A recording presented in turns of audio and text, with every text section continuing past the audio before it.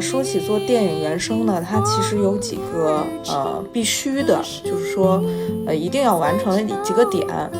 第一个就是说你的色彩有没有跟你的这个电影，你音乐的色彩有没有跟你的电影它是一致的。第二个就是说年代感，如果你是一个历史剧，或者是就像这李焕英，因为它是一个80年代，它主题还是在80年代那么一个时代嘛，改革开放开和不开之前，然后81年嘛，你这个时代感是怎么样？第三个呢，我觉得一个特别重要的是你创作的这个人他有没有理解这个电影他要说什么。那之前我们说了，就说年代感这个事儿，那在香港包括那个台湾，他们很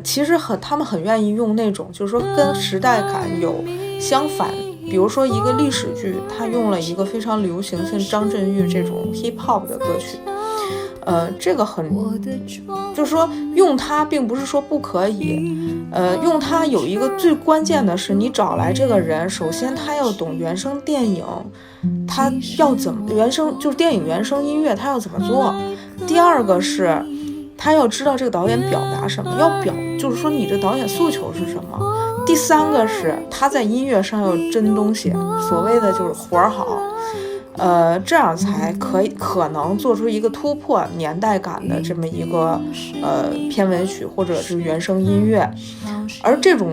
一般是这种就是说比较有反差的东西，反而会让人觉得哇特别酷。但是问题来了，就是说不是你写一个简单的歌，或者说你就随便做一个跟年代感有反差的东西就可以。你首先的基础是您这音乐上您得活好。很显然大张伟老师可能是没有做到这一点。那么我觉得还有就是非常重要的，就是这个导演他到底要说什么，大张伟他也没有理解。他这首歌写的歌词挺简单，但是呢我没有从他的歌词包括他的乐曲包括他整个音乐的色调来讲，他跟这个电影他就是完全就是两码事儿。这电影导演想说什么，想表达什么，他一个都没有说出来。他对于这个电影的理解是一个特别浅层的理解，就是可能是我处于一种中学生看这个电影，但是像我们这种成年人，像我这个年纪已经不惑之年，然后虽然说没有做母亲，没有结婚的孩，但是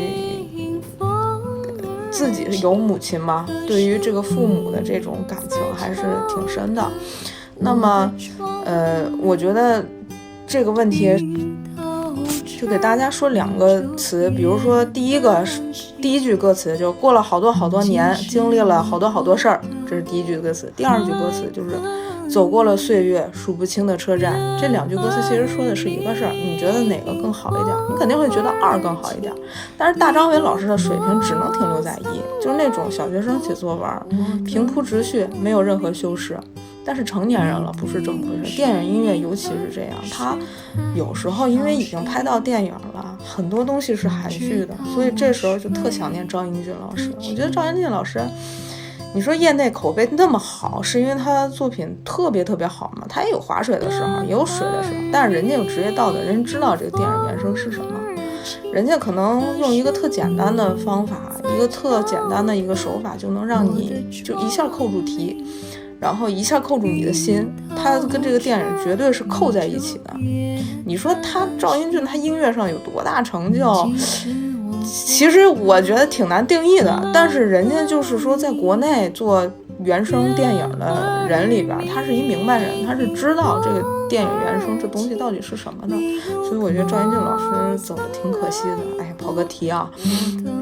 但是很可惜大张伟这个没有做到这一点。我觉得